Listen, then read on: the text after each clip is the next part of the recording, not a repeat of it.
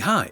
Welcome to Someone Else's Movie, the podcast where an actor, writer, director, or nebulous industry figure gives a little love to a movie they didn't make. I'm Norm Wilner, senior film writer for Now Magazine, and welcome to the show. My guest this week is DavidBezmozgis, a writer and filmmaker whose new film, Natasha, an adaptation of his 2004 book, opens the Toronto JewishFilm Festival this Thursday, May 5th, and begins its commercial run in Toronto and Vancouver on Friday, May 6th. David picked Holy Motors, Leos Carax delirious 2012 carousel, look, can you think of a better word? Which follows a man known only as Monsieur Oscar as he's driven around Paris in a limousine, assuming a series of roles in a series of situations, only some of which are recognizable as reality. It's a stunning showcase for the adaptability of Carax's longtime star Denis Lavant, and for the versatility of Carax himself, who creates a series of self-contained segments in every genre imaginable over the course of 2 hours. It's even a musical, sort of. This is someone else's movie. I saw the film, maybe it's a couple years now, and I was just struck by it, really as an example of pure creative energy. It's a film that defies categorization. Yeah, absolutely. And what holds it together is really this sort of amorphous feeling. And it's remarkable. You can watch it and rewatch it. And I can't say that I have any better insight into the organizing principle of the film in any kind of linear way. Yeah. But emotionally, it just coheres all the time. Yeah. I was going to say, I described it as an anthology film, which is unfair, because in theory, it's a single linear narrative of one person assuming different identities. But every time I watch it, the sequence seems to change on me. I know it doesn't. I know the film is fixed, and I've had this experience with a couple of other movies, but this is one where I just, this is now. Like, you're constantly shaken by your perspective, by your perception of where things are and how they're happening. And yeah, I think it is just cinema. Like, it's pure cinema. As far as that goes, there's maybe a handful of those movies. We think that it's such a thing, but it's how artifice can disguise structure or cliche or genre and do a good job of it. But this really has no precedent. It just is this thing. Yeah. And I think of it in practical terms, as, somebody who makes art and, works within the industries of art, and try to imagine how a film like this gets made, how you go about proposing a film like this. I think it's, I just see it as an act of courage, like straight up and down. Yeah, I would say. And Carax hadn't made a feature. He'd been working in shorts. He hadn't made a feature in something like 11 or 12 years when he finally did this. I had seen his segment of Tokyo at Cannes in 2008, which was just one of those bizarre moments in my second day, my first time at Cannes. And I don't think I had a more singular experience that entire festival than that half hour of watching Denis Lavant as whatever that is, as I've never seen it. This is Carax doing Tokyo? It is, yeah. It was a trilogy, it was an anthology of three directors making 25 to 30 minute shorts. Michel Gondry put in one, and the other one was, I think, Bong Joon-ho. And then in the middle, introduced with the music from the original Godzilla, is this thing where the character Merd, who is the green-suited troll that Lavant plays, that Oscar plays at one point in Holy Motors, rampages through Tokyo, and it is as if he is a giant rampaging kaiju, but he's just a weird man in a green suit with a milky eye, running around cursing and throwing bombs, and the military rallies to try to destroy him, and he disappears as mysteriously as he arrived. I mean, it really is insane. And delirious and giddy, and everybody, as soon as it was over, everybody just sort of sat there and giggled as though we had no idea what had just happened. And in the Michel Gondry movie, a woman turned into a chair for a little while, and then turned back into a woman, and then turned back into a chair, and that was okay. But this was incredible. And then the moment in Holy Motors when Oscar becomes Merd again is just somehow delightful and weird and anarchic, but within a world where it all makes sense, where this is possible. And I think it's before the accordion number, I think. But again, is. it's amorphous. I can never quite remember. It is, yeah. It is. I mean, I think what's remarkable about the film still is I think about it in terms of whatever world and framework that Carax has to exist in to like make it in the first place. Like you pitch this idea. I don't know who you pitch it to, right? Yeah. So the film gets made. But even at this point, to sit as we're sitting right now and to try to describe it, this is after the film has actually been made. Imagine pitching it before it exists. Yeah. And trying to explain what it is you want to do. But now the thing exists and we've both watched it. Try pitching it now. Yeah. It's still like defies, categorization, defies the ability to actually explain what it is, other than you have to see it and feel your way through it. Yeah. I was trying to figure out if you could pitch it as a package. We have Kylie Minogue and visual effects and a monster. It's all technically true. We have Eva Mendes, who is up for anything in this particular circumstance. We have romance and sex and violence and a guy gets shot and there's a hitman. It's every movie at once. And it is so weirdly good-natured about it. Like there is intensity and there is pain, but you don't feel that way. It's just so oddly exhilarating to spend time in it. It's also moving. I mean, some of the most moving parts of it, on multiple levels. I mean, I don't know if you remember, there are a couple scenes that come back. They might be back to back or very close to it. The father who picks the daughter up from the party. Yeah. And and it's just this like shitty little car driving around Paris, and he has this exchange with his daughter, who has gone to her first party, and she lies to him about what it was like, and it's so raw.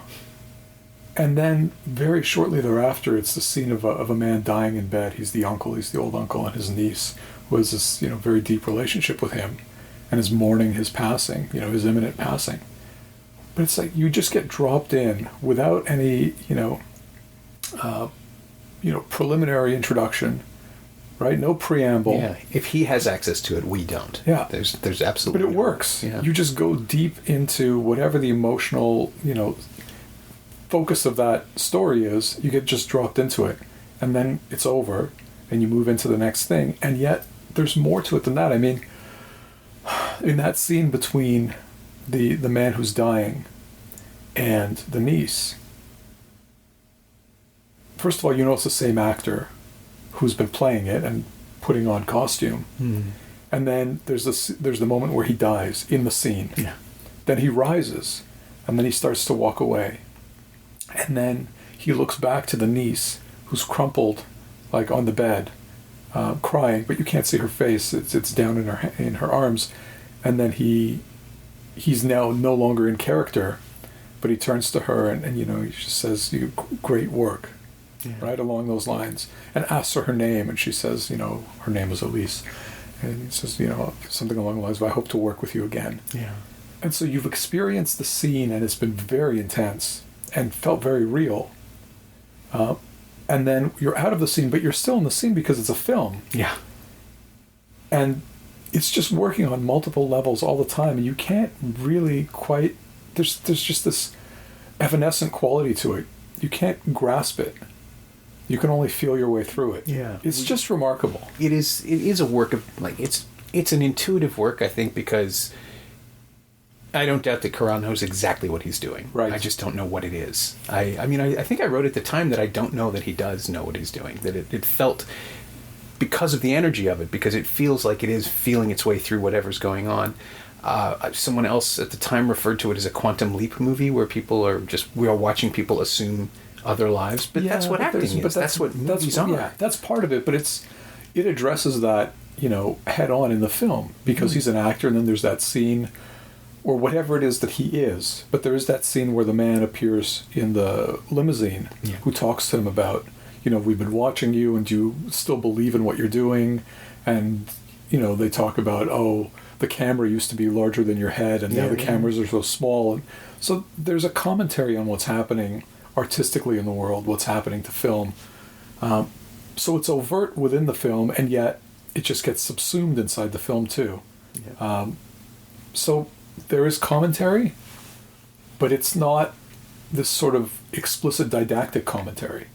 Yeah. Oh no. It's elusive and elusive. It's constantly hinting at a larger world and larger structures that we simply aren't privy to, and to the point where we watch a movie with an audience and we are not part of that audience. We're still outside of that experience. Yeah. And there's, we're talking about it in sort of a macro sense about what the film is, but when you look at it scene to scene, like in every scene, there's not a wasted frame and there's not a wasted moment. There's always something interesting populating the frame. He'll always introduce something. So either the camera will turn to something, either it's in the mise-en-scène where it's already been positioned there, or something enters frame. There's early on in the beginning of the film, it's in that movie theater, in that darkened theater, and Carax is actually there.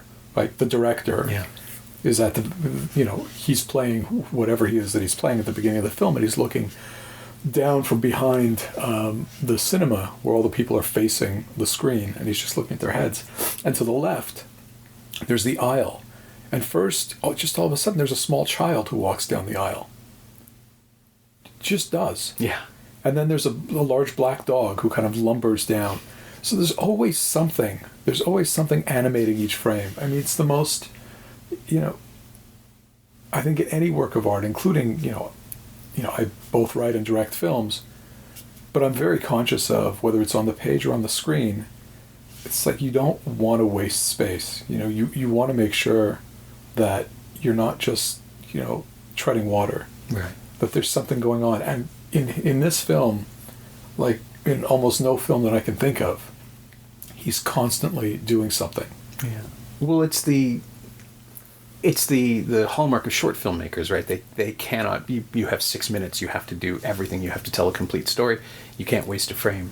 And if this film is a series of shorts, then it is like being hit with all this information and all this processing power that you have to devote to the film, which weirdly hypnotizes you because you're doing so much work to pay attention and follow along that you just ended. I felt like I was drafting on it, like I was just right behind it, being pulled along in its wake, even though it took everything I could just to keep up with it. And I was saying before we started rolling, I saw it on an absolutely god-awful screen and it looked like someone had blown their nose on the image. Yeah. So I've never seen it on a big screen. Which I'd love to see. It's a very, very different experience. I haven't seen the DVD master that Mongrel ended up releasing in Canada, but I did buy the UK Blu-ray, and it's gorgeous. Right. And it looks a lot like the version that I saw. I mean, I saw a digital projection. You saw it in the theater. Theatrically, you saw it in the theater. And it's gorgeous. The colors are so much brighter. The reds are redder and all of that. But it feels like life. It feels alive in a way that the version I originally saw didn't. It was just a bad master. But, it's one of those things that can completely destroy your experience of a film if you see a substandard presentation of it. Though I think this film, because of like the sheer power of imagination and feeling, I don't know how you could not, Oh, it definitely worked. Yeah, that's true. It worked on me. I just had to work harder to get to it, I think. I and just the different registers that it's working in. There's a tragic register, and there's a comic register, and there's the absurd, and somehow... And all at once. And somehow not always all at once. Sometimes it's just one or the other, but you move from scene to scene. Yeah, I mean, I suppose I always fall back on the interlude, on the accordion number, which is just pure pleasure, because it's structured, though. I mean, it plays like a Looney Tunes cartoon, and just in its levels of complication that it just keeps adding, and it's strange, unexpected. I mean, it's a musical number with weird timing and just that amazing. The count off 1-2 shit. I mean, 112 shit. 112. That's right. It's even more complicated than that. The fact that at that point in the movie, I was trusting it with anything, but that was delirious. Yeah. I think I was watching it late at night, and I may have woken up the entire house laughing.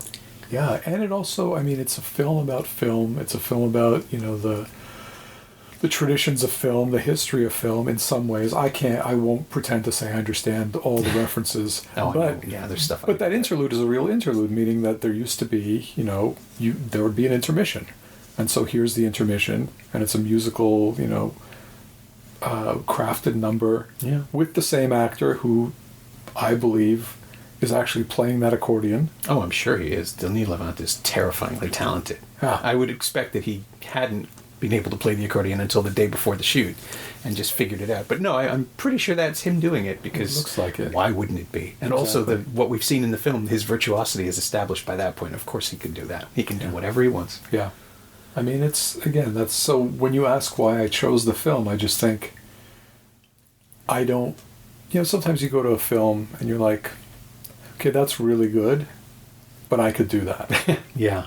Right? No, you're like, I understand how they made that.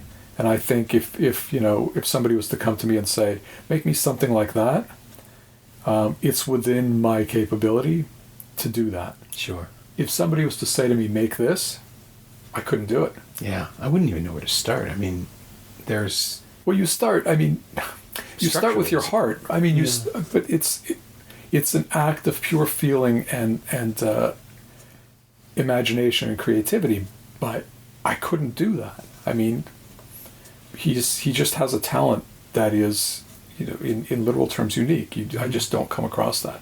Were you familiar with his other films? Had you seen them? I wasn't, and I went back and I saw Bad Blood, Mauvais Sang, and I didn't get through it. Yeah. I gave up kind of midway through because it seemed more formalistic. Oh, it is, yeah. Than this. He's remarkable with what he can do in the mise-en-scène, how he moves his camera. I mean, no question. And he's inventive and all of those things. But it just didn't have the feeling. And this really did. Yeah. I would recommend, the one that jumps to mind for me is Boy Meets Girl. Because it has the first one. It's got everything. He put everything into it. It's that thing with the first film where you know full well you may never make another one. Yeah. And he just went for them. He shot the works. It's the film that famously has the Denis Lavant dancing to David Bowie's Modern Love scene that was lifted or tributed and commented upon and homaged in Frances Ha in Noah Baumbach's film. And it's the kind of movie that just refuses to wait for you to catch up as well. It's just this declaration. The filmmaker I keep comparing him to, weirdly, is Lars von Trier, who established himself as this very serious formalist with a few movies that were self-reflexive but still very much playing with structure in a way that made you realize how much respect he had for structure.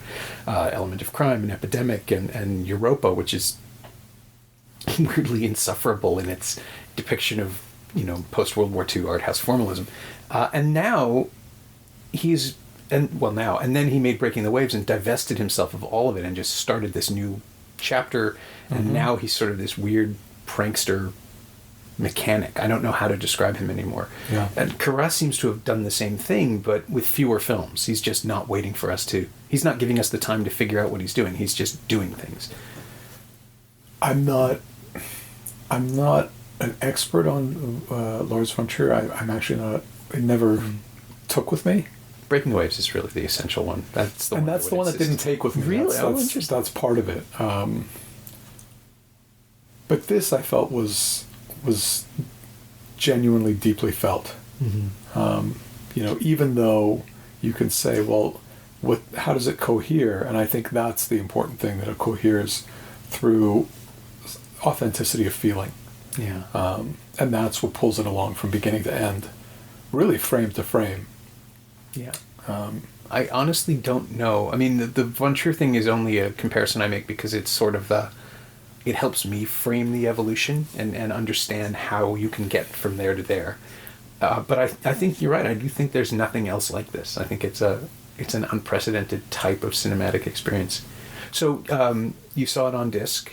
I read a review in the New York Times. Okay. And it seemed intriguing, and then I got it, and it was just like we were talking about, like nothing I'd seen before. It made such a strong impression, and that sense of something that really breaks all sorts of boundaries. And I think anybody who works in the arts, you're always you feel the strictures.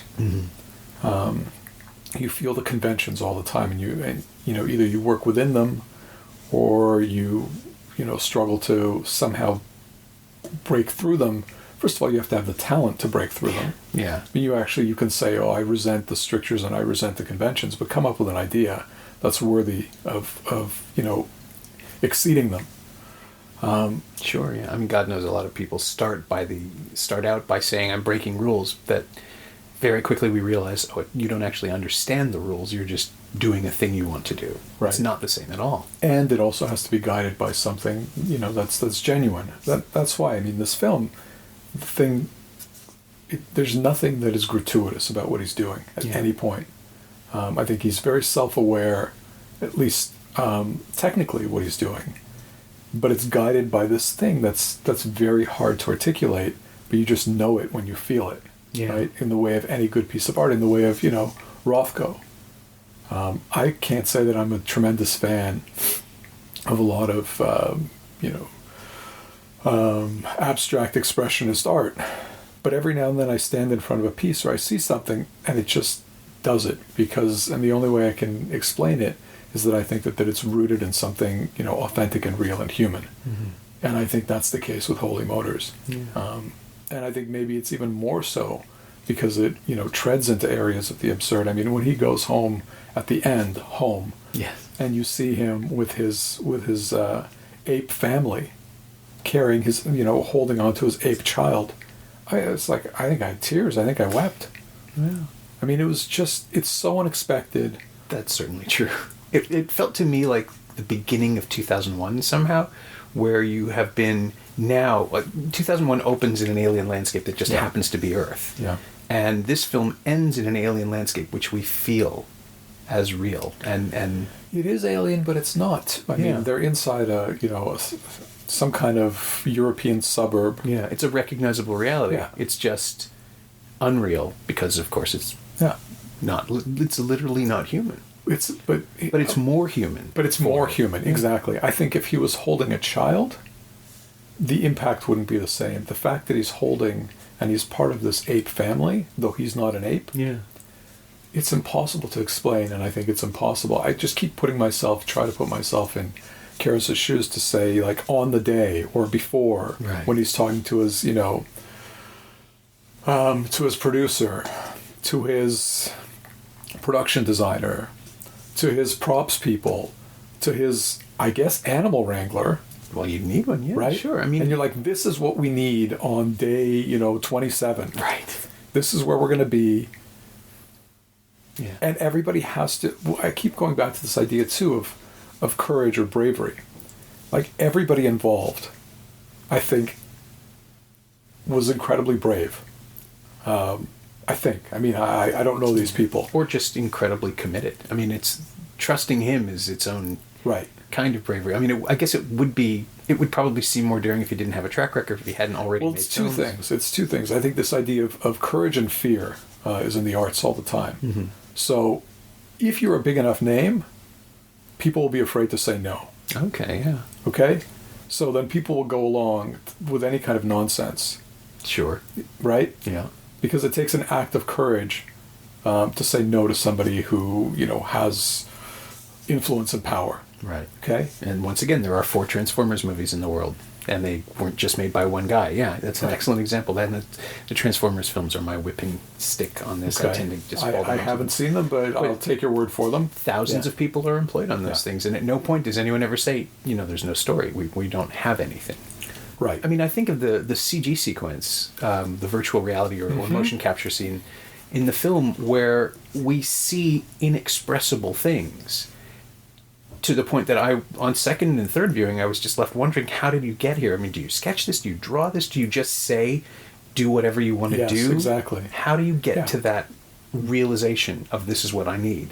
I thought the same thing. I wondered what was the conversation that he had with his, CGI artists and how to do it, and his animators. Yeah. Or even to the actors, because they have to physically embody something that doesn't exist. Well, the actors was easier to do. I mean, it's not just interpretive dance, though. No. It has to mean something. Yeah, for sure.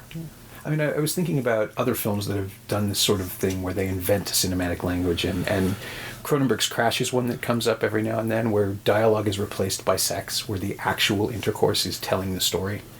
And that's something that doesn't even happen in pornography. It's simply a new language is being invented in front of you and you're learning how to watch it as the film goes on. Yeah. There's only a handful of movies that have even dared something like that.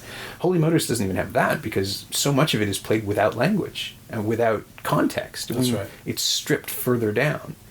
And we were just trying to figure out, and that's what's so delirious about the experience of watching it for the first time. I felt like I was hanging on to it. And the next time through, it doesn't quite fit together the way I remembered it fitting together. And then the third time, I was sort of listening to it more than I was watching it, just trying to figure out if there were cues in the sound that I was missing. It's an incredible document is the wrong word, but it's an object as a film that I don't think has precedent. No, I mean it exists within a class of art, works of art that I think are at a certain level that you can revisit,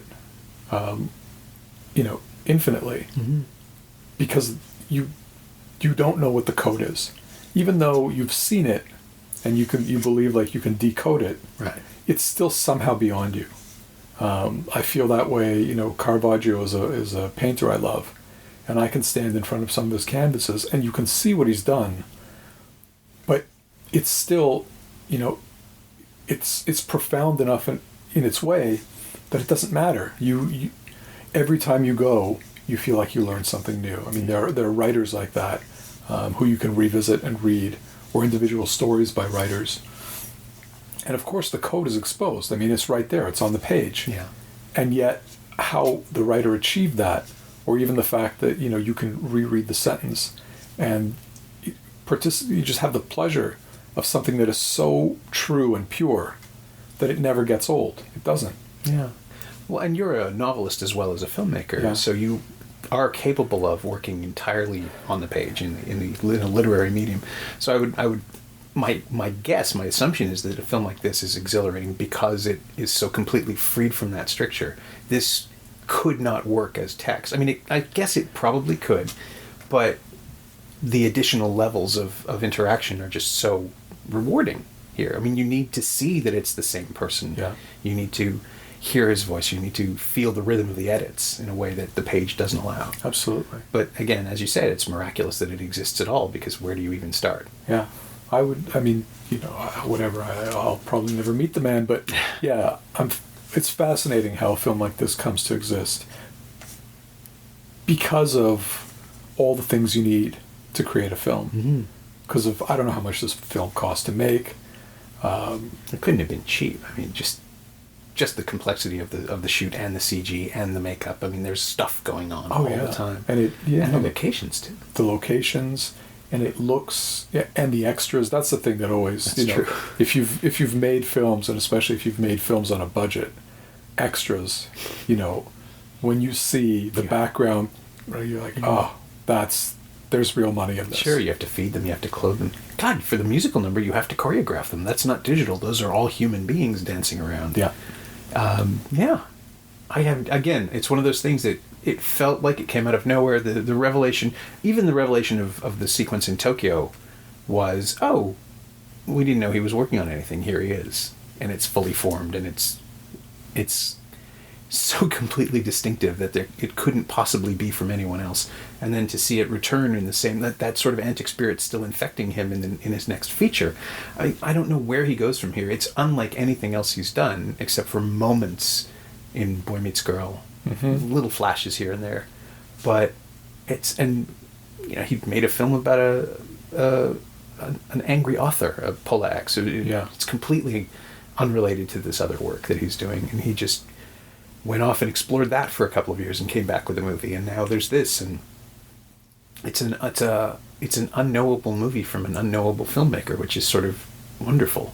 Yeah, I mean, I think part of why I was able to experience it the way I did is because I didn't have any kind of precedent for him. Oh, I see. It was the first film of his that I saw, so I came with no preconceptions about who he was, nothing to compare it against, with his other films. I think there are artists who just do stuff like this. I think that the American writer, short story writer, novelist Dennis Johnson just does stuff that I think is in this register. Yeah. It's dreamlike. You never know where it's going to go from scene to scene. The collection Jesus' Son, which was turned into a film, and I think a disappointing one. Unsuccessfully, yeah, I would say. It didn't, this is a filmmaker who could have done, Jesus' Son. Yeah. And, that's the sort of thing. To sort of find a way to knit together the disparate elements. Because the film of Jesus' Son was my first experience. I hadn't read the short stories at the time, and then when I went back, I thought, oh, I see. Like, you can't film that. At least that film couldn't capture... It was the filmmaker, it was a filmmaker not equal to the task of that story. Yeah. It was just a matter of tone, I think. I mean, you could, those elements could still have worked. It felt like it went wide. It's a poor phrase. It was Alison McLean's film, wasn't it? Yeah, I don't know who the filmmaker was. But in any event, it's this idea of having...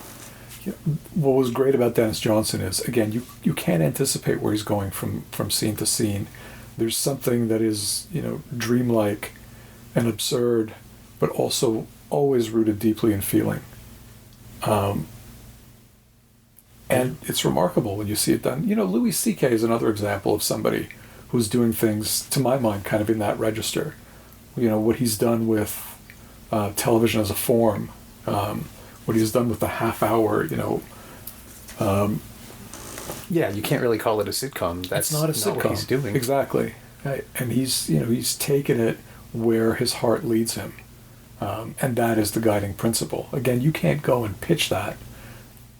You can't go and pitch it faithfully. Because, how you pitch that is, I'm this comic and you follow basically the Seinfeld example. There's a bit of stand-up at the beginning and then it's about, the stand-up. Right. But ultimately that series goes completely elsewhere and it really becomes a filmmaker. Yeah, I mean, even his experiment, he recast his kids. He has different characters played by the same actor, or different actors play the same character. And he's... watching CK develop as a filmmaker has been fascinating because, I saw Pootie Tang. I saw what happens when he delivers a studio product. I never saw that. It's weirdly beloved now in the way that people who grew up watching it on cable can weirdly beloved something, as opposed to those of us who saw it in the theater as grown-ups and thought, no. Yeah. It has some really fascinating ideas, and now I think in the rearview mirror of what he is doing, with Louis, with Horace and Pete, with all of these weird little experiments in narrative that he's decided are not only possible but necessary, and he's absolutely right. But again, just the decision to take X amount of money from FX and come back with a television show when he's good and ready is incredible, and you can see it radiating outwards now. It's in Love, the Paul Rust and Gillian Jacobs series. It's in Master of None, which clearly wouldn't have been possible.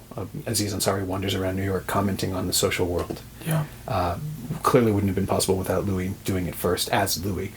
And then there's this whole other thing about the single camera sitcoms evolving into drama and the means of production reaching a point now where it is possible to make a movie for nothing or make a television series for nothing the way Broad City operates. Well, it's not for nothing. That's nothing is a relative term. Yes.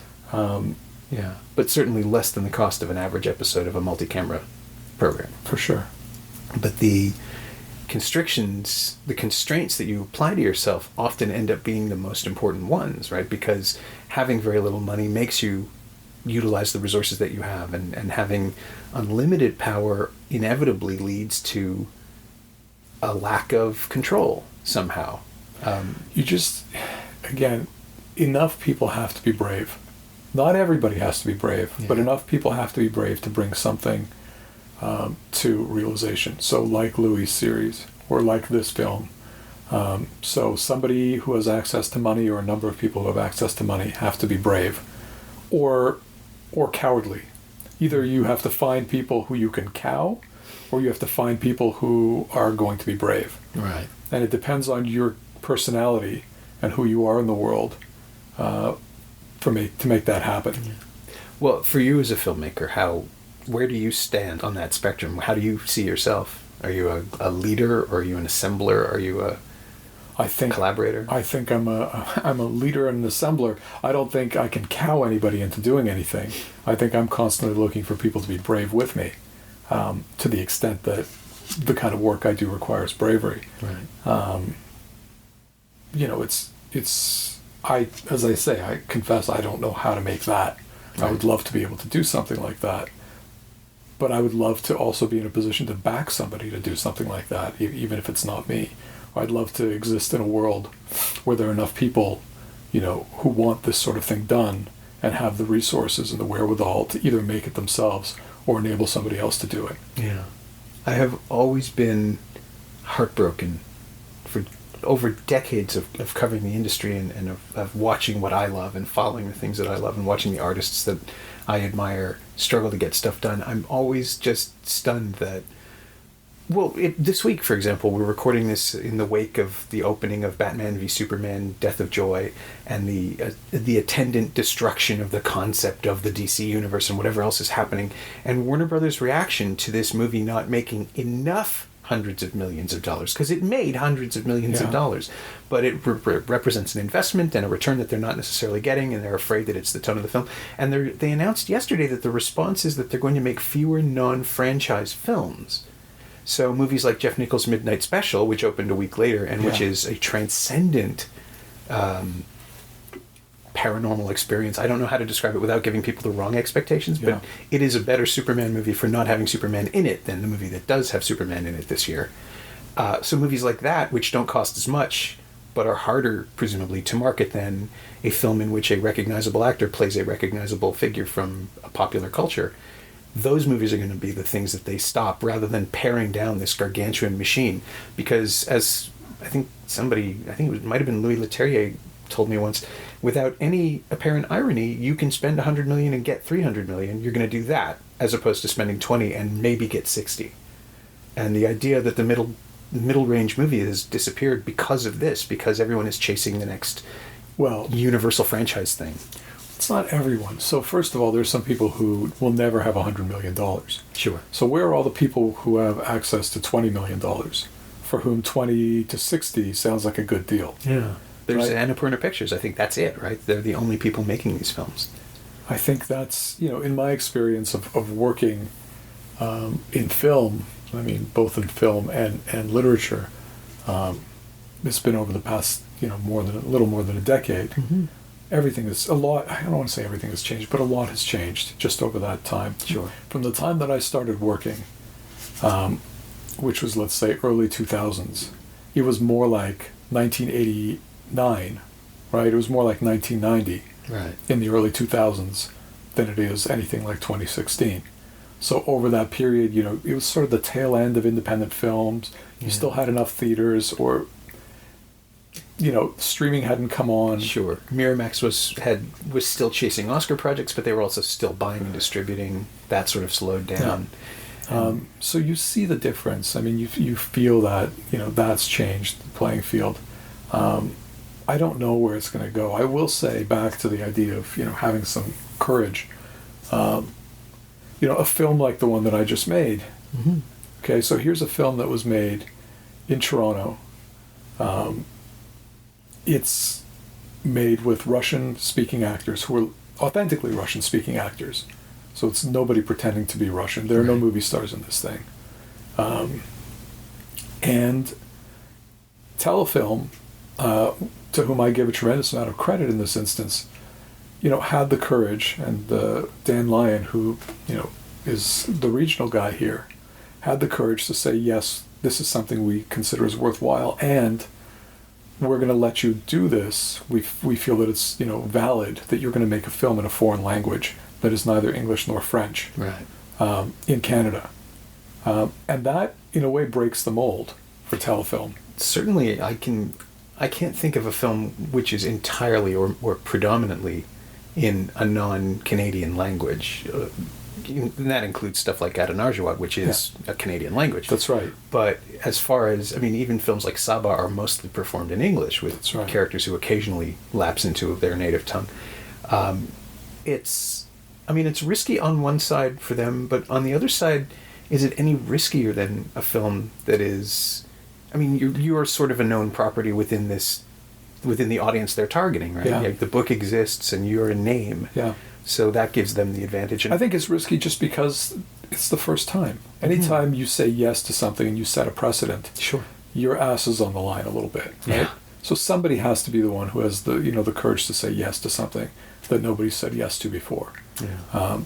But there's a reason why you can make a case to have somebody say yes to it, and that is Canada's changing. Yeah. Right? The idea that, we should only make films in English or French or finance them or one of the indigenous languages. Well, look at the country now. Yeah. I mean, we can argue, the film is set entirely in Toronto. But if you were to take this film that's set entirely in Toronto about this community and force these people to speak English, right, it's a species of fraudulence that everybody would recognize. And I have seen a couple of films like that, and they do feel fake. Well, it's that weird sense that from the very beginning of the film, the movie doesn't trust you. People are supposed to be speaking a foreign language, but they're not. I mean, something like Dr. Zhivago, it was a different time. You could sort of get away with it. Well, listen, you can make a film that's entirely in English, and you understand that in the world that they exist in, like, it's Russia, right? But everybody's speaking English for Russian. That's fine. Yeah, as long as the signs remain Cyrillic, so we know what the reality is. Exactly. That's fine. That's fine, because everybody's speaking that same language. But if you're in a place where everybody has to speak with an accent when they're speaking a foreign language, and then clear, English when they're not, right? Unless you're finding a way to do that creatively. And there really isn't one. I mean, and there is, the only one that worked was The Hunt for Red October, where the English became broken when characters were speaking. Right. Russian characters were suddenly forced to actually speak English rather than the Judgment at Nuremberg trick where you track in and you track out. But yeah, trap me with people who aren't speaking my language. As long as there are subtitles, I'm fine with that. I trust the movie knows what it's doing. We see it all the time. I mean, we see films from other countries that come into our country. Sure. And they're subtitled in our language, and we watch them. Yeah. And they feel real because in where they shot them, they have no reason to shoot them in a different language, and no fear that if they get sent to some foreign country that they can't be subtitled. I mean, and the same thing applies here. Yeah, it's jarring. I mean, I know that there's a history of dubbing in Europe, and I mean even in Quebec, English films are dubbed into French on a regular basis, and that's an expectation that's what the market wants, but it's not anymore. Well, but there's a difference between dubbing a film and making it, right? So, but yeah, the idea of that it would seem daring to make a film in another language in a country like Canada. I mean, how many Spanish films are made in the U.S. these days? How many films? It's not daring to make it, it's daring to put public money up against it. I suppose. Right. But public money goes to some really... it's want to open that can of worms. It's just, I just mean that there's a moment where, things have been done in a particular way, and then you diverge from it. So it's that moment where you diverge. Right. It could be diverging for very good reasons, and you could even argue that you should have diverged a long time ago. Yeah. But until you've done it, it's a leap. Yeah. And it's that same sense of possibility, I suppose, that the idea that this can happen, the idea that you can do this, that comes back to Holy Motors, where while I'm often surprised by the choices that the guests make on the podcast, this was one that, based on the film I've seen of yours and the work of yours that I know, I'm really quite surprised. So that leads us to the final question, is that it felt like a left field a decision that kind of makes much more sense now that we've spoken, of course, but the final question of the podcast is always the same, which is, what of the film have you borrowed or absorbed or stolen? What's made it into your DNA from Holy Motors? I think that idea, and it's not just Holy Motors, but Holy Motors, as we've been talking, is an example from different works of art where you try to do something where you're guided in this non-linear associative way by your heart. Yeah. And I won't say that it's anything but Carax's heart that guides this film. I don't think it's intellectual at all. I think it's purely emotional. But you find some framework to channel emotion to make something that is coherent, even if it's not, it coheres without being, what's the word I want to use? I wouldn't say coherent. I think coheres without being coherent is actually I guess, but there's no obvious structure to it. Right. You just get it. Yeah. You know what I mean?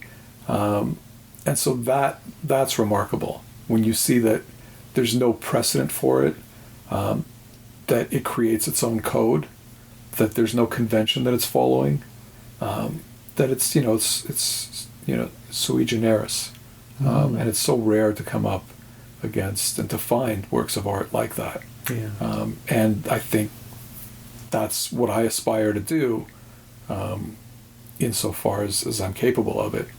But again, I think you also have some sense of your own limitations, and you hope that you can find a framework in which you can surpass your limitations. I think there are structural, practical reasons why it's harder in film than it is in writing, because there's so many more elements you have to bring together. But then maybe if you come up with an idea that's as remarkable and revolutionary as what he's done, and find some way first to articulate it to other people to get it made. Yeah. Maybe that's my failing, that even when I have an idea, I'm not as good as he is, just at the first stage of finding a way to express it to get people behind you. Yeah. All that to me is it's a great mystery. I wonder if it's simply that he has never experienced self-doubt in his life. I mean, this feels like the work of someone who's never thought twice about what it is he wanted to do. And a couple of his other films have that same vibration to them. The confidence is just off the charts. Yeah.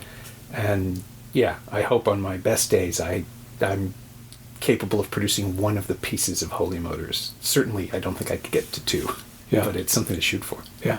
And it's great that it's out there, and it's great that you can watch it yourself and refer other people to it and say that this is the sort of thing that's possible. Yeah. And if this is the sort of thing that's possible, then perhaps it could be done again. My thanks to DavidBezmozgis, whose new movie Natasha opens the Toronto JewishFilm Festival this Thursday, May 5th, and then opens commercially in Toronto and Vancouver on Friday, May 6th. You can also find his first feature, Victoria Day, in Canada on DVD and for sale or rental on iTunes. You can find David on Twitter at Bezmozgis, Bezmozgis, all one word, and you can find Holy Motors on DVD in Canada from Mongrel Media and in the US on Blu-ray and DVD from Vivendi Entertainment. It's also available for rental and purchase on iTunes, and if you're in Canada, you can find it on Netflix. As always, you can find me on Twitter at Norm Wilner and elsewhere on the internet at nowtoronto.com. You can also find this podcast on Twitter at Semcast, S-E-M-Cast, and on the web at someoneelsesmovie.com. And if you want to leave a review on iTunes, this week's call sign is Kylie Minogue. Thanks for listening.